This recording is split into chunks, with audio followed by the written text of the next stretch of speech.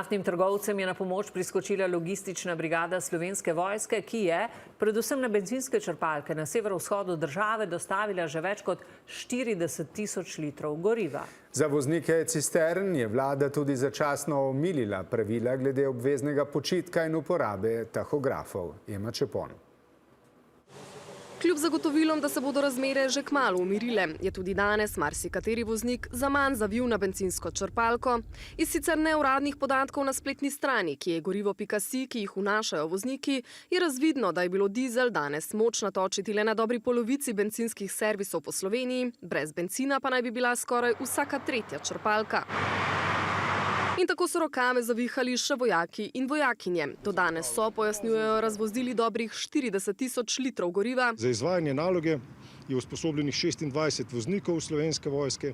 Skladno s potrebami Petrola pa prevoze trenutno izvajamo s 4 tovornjaki za prevoz goriva.